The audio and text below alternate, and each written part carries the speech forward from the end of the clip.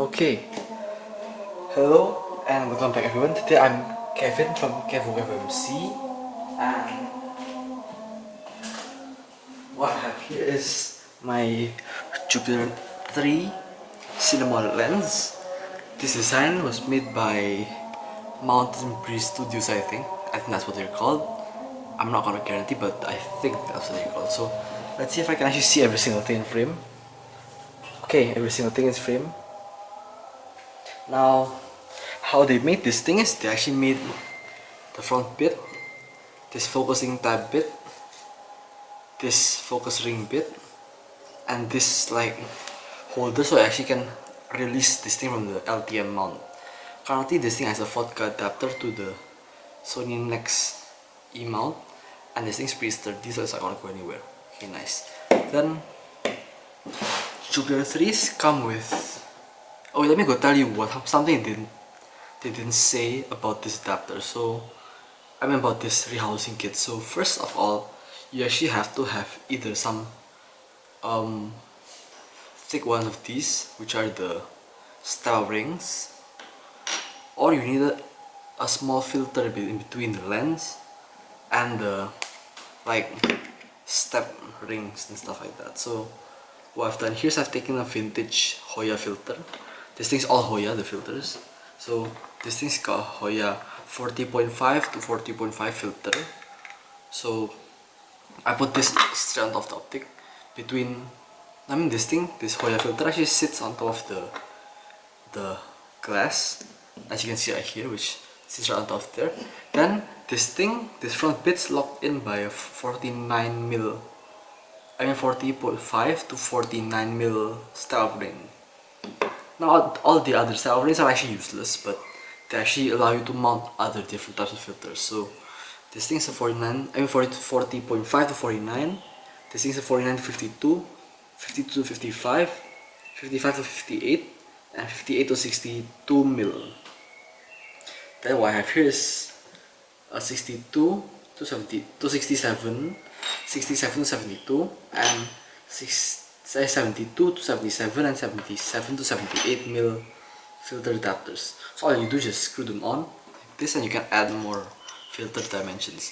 I got this all in a kit, so it actually cost me less than buying a whole set. The thing is that buying this kit, the most bottom bit, the 49 to 52mm adapter, actually had like only one thread. So Chinese quality control, it's actually worse than Russian quality control. So that's not a good thing, I'd say. And what I did for this issue was I gave the thread some nail polish and let them dry. Now they're pretty strong, so I'm fine with that. Then I have here Hoya CPL filter, quite an old one. I have this, and so how I'm gonna use this thing. I mean, all my filters are pretty old. This thing's probably from the early 2000s, I think. How you're gonna mount 72mm on a 40.5mm lens is you need step up filters. So take these two rings, screw them on, and take this filter, screw it on like this.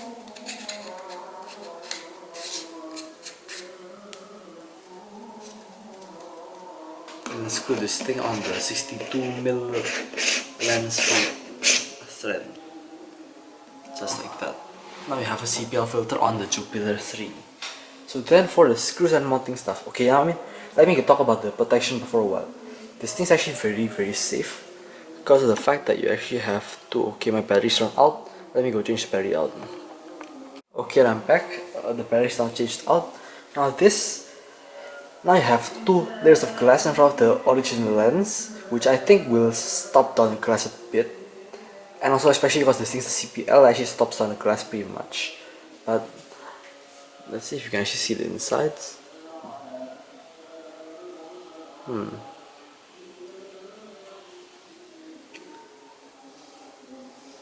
let me go take the body cap off, and now you should see the inside. So let's go focus closer. And okay, I think that's in focus. So what you have right here is the focus tab, and this actually controls focus.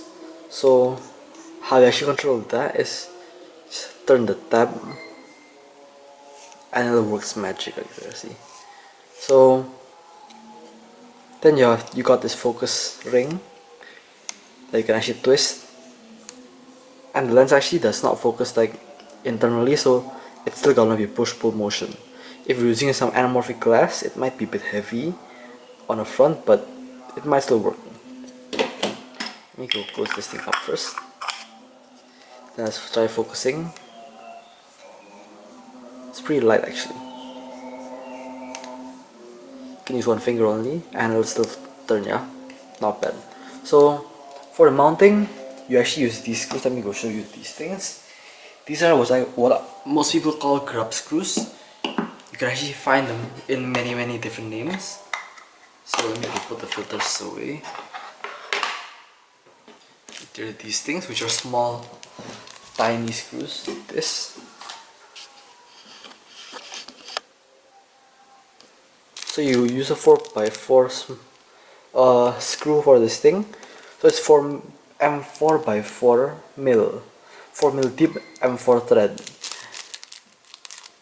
I bought 12 of them and I have 4 left, so I only use 10 of them for this thing. Now what you use to make the threads, because obviously this thing does not have any threads in the 3D part assembly, I mean what you call that thing, 3D printed form, so you have to use these, which are hand tabs. I bought these things for cheap, but you might have other tabs that you can actually use. This thing was what I used and they actually work pretty fine. Now I actually have real tabs, real threads in there. So what you do is just press the thing in and like twist it and you'll have threads.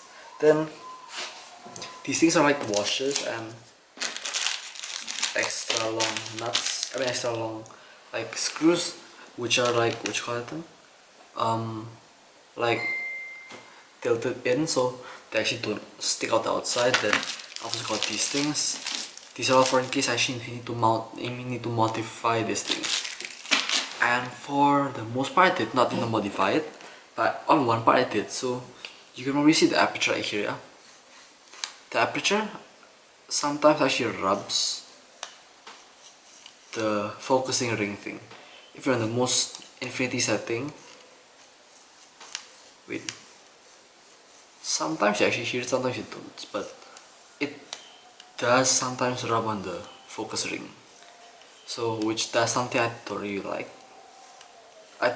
See, there you go, see there's a sound. That's when it rubs. Now this focus ring is very thin on the Jupiter 3 and they only touch this thing with 2 small bolts. So how I see that is that they're actually trying to break your lens, because why I don't wanna suggest anyone to print this thing is, unless you wanna modify your lens or like put some glue, like I use this glue, which is some bike puncture glue, tire puncture glue. This thing's pretty rubbery, soft, and this thing comes off with gasoline or like acetone easily, so it doesn't break your lens. But the thing is that if you don't do that, then you might end up over tightening your thing, your aperture ring thing, and it might just dent your filter ring. Your, what you call that thing? Your aperture ring. I did bend it a bit, then I actually saw it back bending, like buckling a bit when I tightened that thing on, so just release the pressure, put on a slight little bit of pressure, so now the friction is enough to like hold it from spinning freely, but the glue's what's actually pulling it up onto the rail, like has this toothed ring on the side. That's where this bolt actually bites on. So I made sure that the bolt actually still bites onto that threaded, what you call that thing? Jagged bit, while actually not having to press on it that hard. My lens is a Goms or Voom. You might recognize Voom if you actually have a pre-1932 lens. It's gonna be called Voom. Mine's called Goms. So this thing's made in 1961 in the Goms plant, and it's a red P version, so it's a multi-coded version, I'd say. So it might be different for different Jupiter 3s, because obviously Russians like to change things while they actually produce stuff, and mine is probably one of the different ones. Then this thing actually can let you see the, what you call this, it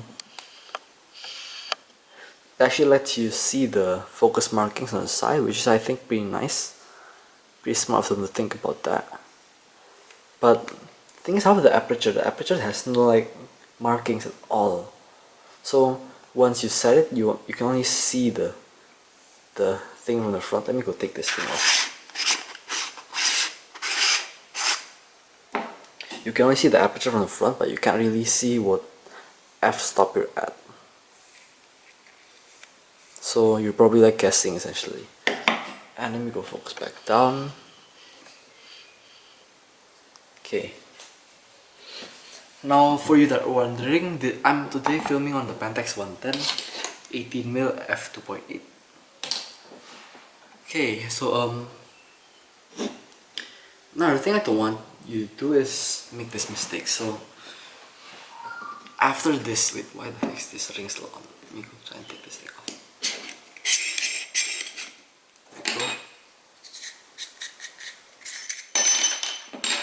So something else I found out is that I think I've said that to you about the filter thing. You actually need a filter to mount the front ring. Then the focusing ring one actually is pretty much okay.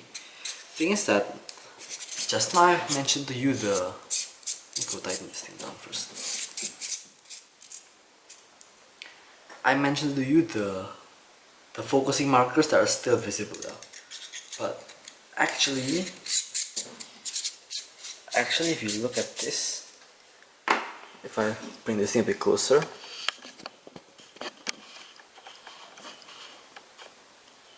wait, why the heck is this thing not mounted properly? There you go. So the writings are actually sort of covered a bit, like you can't see the M.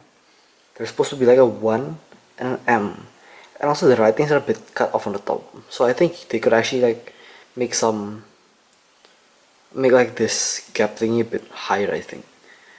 And for the bottom thing, that thing's really interfering with the mount. So LTM, being a screw mount lens, actually needs to have what you call, I think, some friction on the mount, right? So this thing actually sometimes gives you a lot of friction, like really much friction. So you have to like use a ton of force to like take the adapter off. But now, so how you mount this thing is not like how they show it in the video, yeah. So it's not like you put it on and you screw it on, but more like you have to find a thick piece of paper or something like that. In this case I choose this, which is wallpaper backing. Fold this thing in half, put it under the thing, screw it on the adapter, then tighten this thing down with some Allen keys like this. Tighten it down, not too hard, because if you do it too hard you're gonna scratch the lens. And then it's gonna be tight on there. Then nothing else really I can talk about, I think. Image quality is pretty much the same. Flares are still there. They're not gone, but they're a bit better, I think, because of the fact that you can actually put some huge filter like this and effectively have like a super big hood, which is not bad, I'd say. And you can also put a filter in there, so you're gonna like have less, I don't know what the heck you're gonna use this thing for. So yeah, thank you for watching, everyone. Hope you liked it.